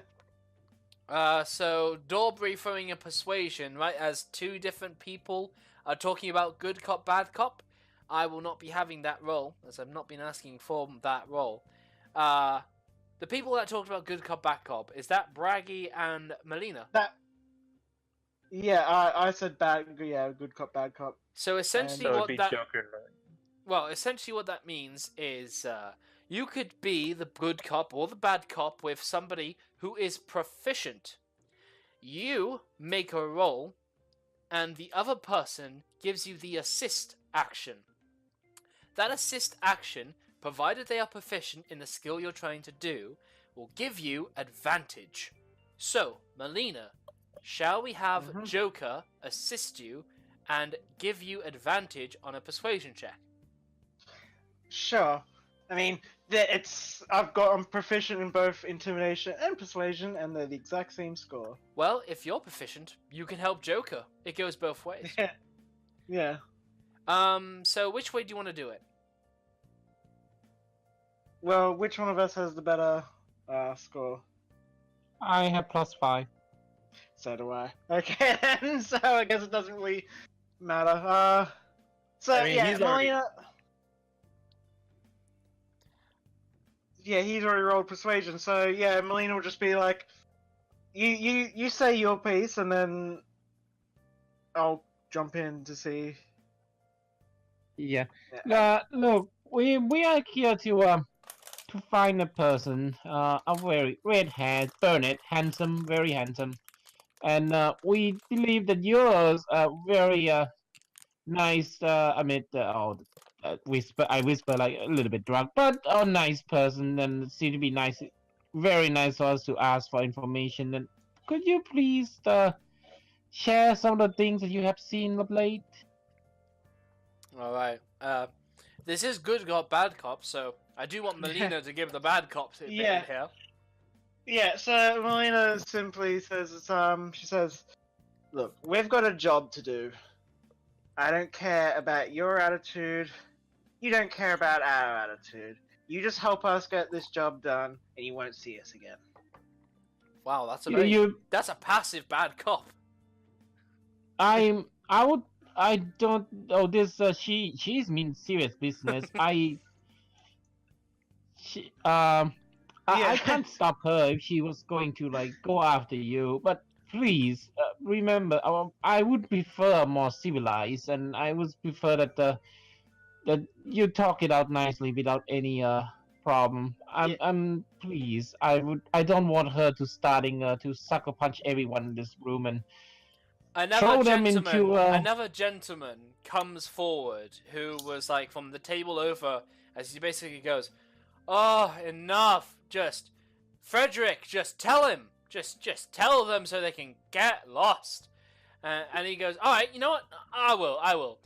2 nights back, I saw the one you were talking about. Yeah, there was a chip off the old block. That one," says the barkeeper himself.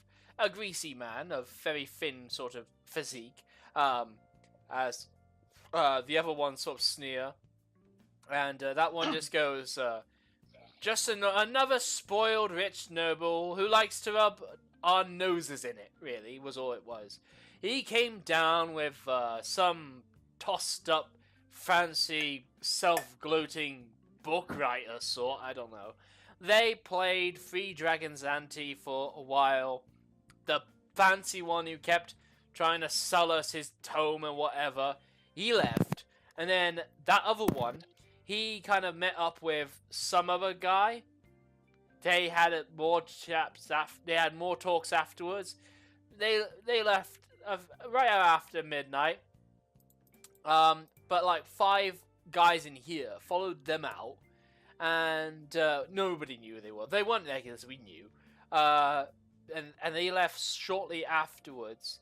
After some guy that came in at another one. The two looked similar, I'll be honest, when I saw them. The two looked similar.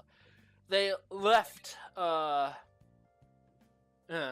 they left for some reason. And then these 5 guys, this is all in person by the way. Their descriptions are not fluent, neither are they eloquent. Or well thought out for that matter, as they are midday drunk. But those 5 guys though, don't know them, but I know that they like this warehouse, see, over on Candle Lane. Look for a snake symbol on the door. That's something about those guys. But other than that, what I can tell you is 3 men came into the tavern. One, the guy you're looking for. A second, the poshed up fucking book writer sort. The third, some other twat that looked kind of similar to the first. And then 8 people left. One of them, the book writer, cocked up Twazik. The 2 others, and then the 5 shady looking sorts that seem to follow after the last 2. Does that make sense? Fuck it, I don't care. Look for a warehouse over on Candle Lane. Shady looking fuckers. Snake. Got it. One question out of curiosity. Did any of these men have tattoos or face paint? Nah, I couldn't see. Wasn't gonna have any hope of seeing that. It was dark. They all were very much hooded. Ain't gonna see any tattoo underneath whatever tossed up skin they had. Nah, never had a chance. Okay. So. Thank you for your time. Yeah, right, well, thank us by leaving. Well, I think it's reasonable to assume, given he's directing us to a warehouse with a snake on the door, and our man was being assaulted by someone with a black tattoo of a wind snake on their neck, that this is a fairly decent lead. There's a good chance that he managed to at least take, what was it, 5 of them out? No, it seemed like the 5 of them took the one of him out. Yeah. Or the 2 of him, apparently. I was thinking of the bodies that we came past the watch. Well, that was like a dozen people. Oh, right, it was a dozen people, wasn't it? Yeah. Yeah. Yeah, so that may be... I think this is sure just a tip of the iceberg. Yeah. So, let's just focus he directed on the us facts. to Candle Lane. Yep. So, is that Excuse me. anywhere nearby? I'm not seeing it.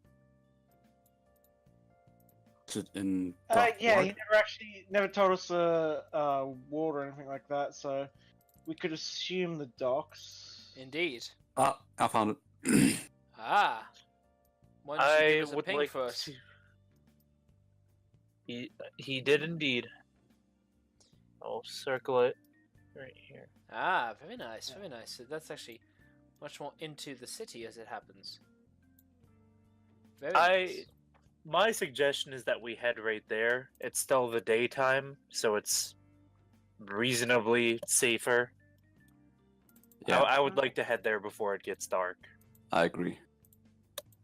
Right. Yeah, totally. Seems like a sensible, reasonable thing to want to do. So, the Way of the Dragon, I'm guessing that's like, there's like wagons and carts and all that kind of just constantly, it's like a main road. Yeah, there lot of will traffic. be some of that because there will be horse and carriage that are moving dock stuff from that side. There is also the case to be made that those that come along the high road from the south, will have most of their goods moved around the city's outer perimeter, while the merchants themselves travel through the city. You know, if they have something to sell over at the trade wares, no point lugging the wagons and wagons through the city, when instead they can go around the city's limits towards the river gate, essentially, and take it straight into the trade wares from there. You know? Saves mixing it in with all the other pedestrian and whatnot. Yeah.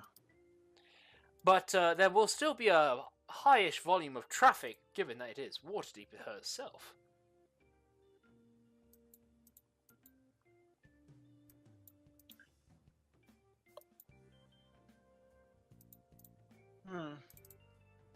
While we're figuring out what to do, I'd just like to mention Adrian is still just playing with the Yeah. bubble pipe. Oh yeah, totally, absolutely. And it is still the middle of the day for sure at this point. These sailors, or these dock workers, are certainly midday half drunk, certainly. Which is why I myself am not getting a drink yet. Well, once you've decided what you want to do, let me know. I think we all agree head to the warehouse Yeah. now while it's daytime, right? Yeah. Yeah. Yep. Okay. Going through the Way of the Dragon Road. Alright, Okay. certainly. So, you head out to the main traffic. Some sites that actually seem interesting to you as you're making your way out there is, you suddenly see like a band of children. A young tiefling girl, a rather fat humanoid boy, and a fairly slender, tomboyish girl who seems to be in some sort of. They're all looking like commoners' clothes, rags. You know, they're children of the street, really, or who are having fun and probably parentless. But as you walk on your way by, they continue to like charge over. The boy and the girl seemingly chasing after a giggling tiefling child as they go down their way, and they don't interrupt you. This one sight that appears among the many others of this towering place. In fact, let's see, where are you?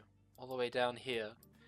In fact, yeah, from your position, as you're going all the way over to the north, you can see the Honourable Knight statue, which is one of the many colossal statues standing just north of Drakir Street, with its sword and shield in hand, a huge gargantuan Colossus of Rhodes, right in the middle of the city, looking ready to defend it, right to the very middle point between the trade ward and the dock ward. Very interesting place. Now, as you do get to Candle Lane, the buildings here start to get very tall and tightly packed, so that if it wasn't for the fact it was the middle of the day, the sun wouldn't be getting to you guys. And even now, about like half your bodies are covered in leering bits of shadows coming from the nearby buildings. Gloom envelops a narrow alley as dark as a dungeon, and as odorous as one, too. Nearly all the street lamps have been smashed. The only light that pierces the darkness is a faint flickering from down the lane, like a distant candle.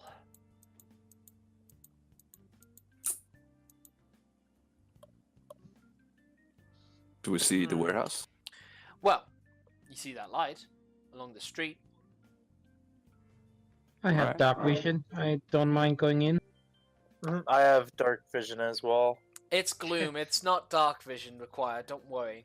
But when you Okay. do continue down this gloomy alleyway, with the sun and the bright sky overhead, as you seemingly are both beneath a bright sky and yet within a dark, melodious sort of alleyway, you continue down until you do get to this warehouse. It's directly across the street from the lamp, which your flickering light does take you to be. And this flickering lamp does light up this gloomy spot, just to show itself right beside the entrance to this warehouse, where there is this picture, or rather illuminates, a black winged snake aiming down with a sphere in its mouth that it's sort of chasing after. This That's what seems we're looking for. Okay, is this a symbol that? Because if I recall, you don't know the He- symbol at all. okay. So, what I would like to do is the beholder eyes. I would like to put that symbol and like place it over the snake one, and I will do that using my cantrip. That's that's. Do you have any inclination what you're doing? Is this just? Oh, they gangs. I mean, This is out of character, actually. But yeah. I'm aware just, they're- I'm just interested why you're doing this. What is? So your I character am doing this? aware, at the very least, that the snake group is a gang, Yeah. right? That You've- much is obvious enough. At least And it's I've what you seen- think.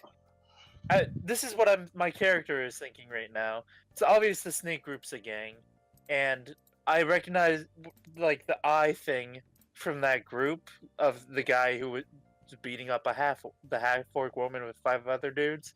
So I wouldn't exactly like them. So I figure if I put this symbol here, whatever we do in this warehouse, those people will get blamed for it instead of us.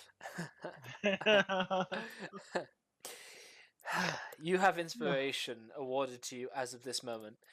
Very nice. Alrighty. Wow. And I will, being a rogue, I'm going to see if there is any alternate entrance than the front door. Well, I'm just about to take you over to a small area that might interest you.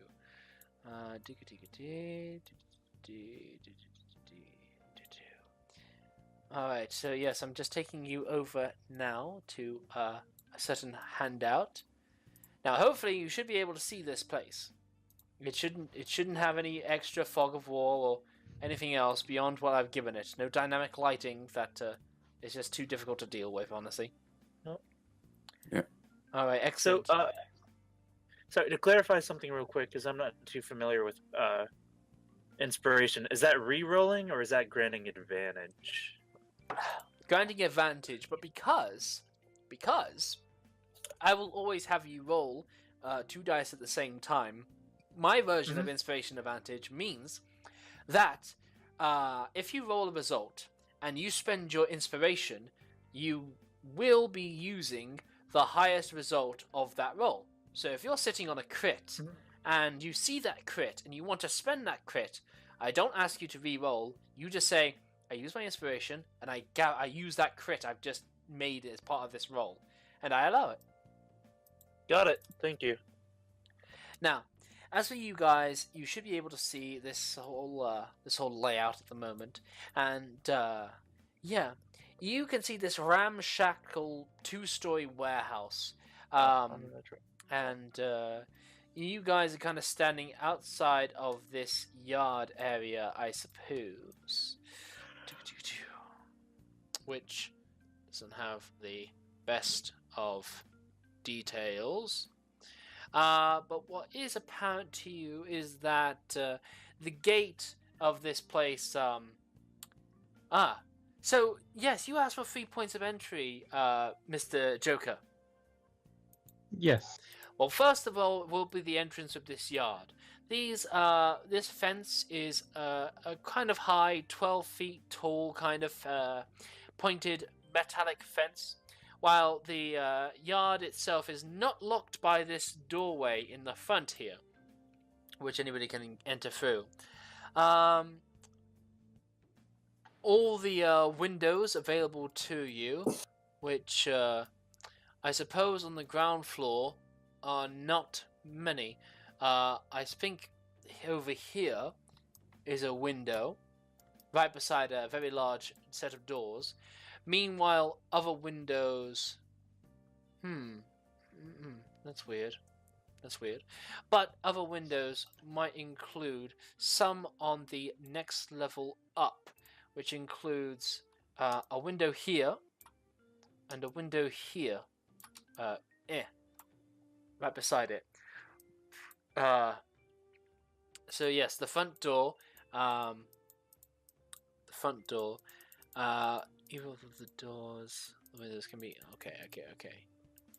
Yeah, so basically, there's not a lot of entryways and openings, but these are what's available to you. Gotcha. After that, it's up to you. You guys can decide. So we were just by the front door because I put the symbol on the front door. You needn't have done so in a loud manner. How did you do it, by the way? What did you use? I can do it with prestidigitation specifies it can create a symbol or a sign. It doesn't specify size. No, it usually will within a 5-foot area cube. But Presti. Let us see duration, which I believe up to an hour. Up to an hour, that would be gone.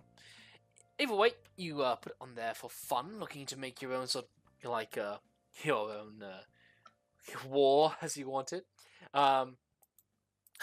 Okay, but yeah, that's not an overly amazing ruckus. And also, I would just like to. I am doing this from the max range of prestidigitation, which is 30 feet. I'm not getting like right up on the door to do it. Alright, yeah, that's fine.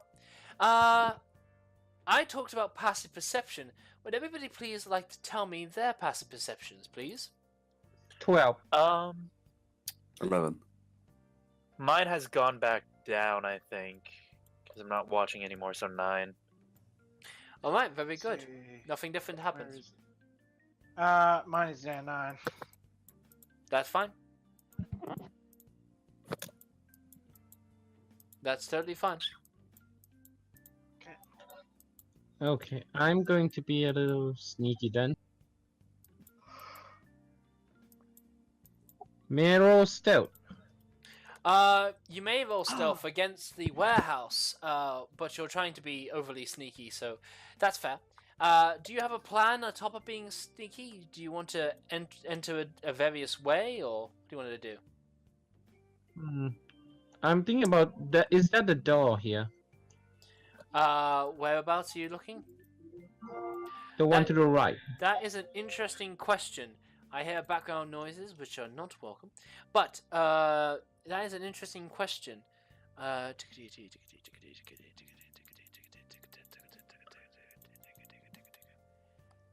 gonna have to say yes, but why it's there, God only knows. All I know is I am entering not first. Right, but I can tell you it's a Right. completely out of place door that just hangs suspended like 10 feet above the ground. I'm gonna use a perception very quick to see if that door is look like it was locked or not. Well, you first have to climb the 10 feet to get to that second story. In fact, no, this will help you. Can you use acrobatic? Wait, you said are the windows on the second floor? There are windows on the second floor. Found here. And none at the first floor? There is one on the first floor. Well, I guess this is another door. I guess that's thicker than our window. That's thicker than a window, yeah. Very confusing. If only I had like a key for these symbols. But no, if they've drawn those windows that thin, then these must be doors. And on top of this very large door they've got here, they also have this smaller door beside it, which I guess is fair for warehouses. But with you guys looking around this warehouse, prowling around it, while the midday sun starts to yawn over into some afternoon sun, we will end this session here.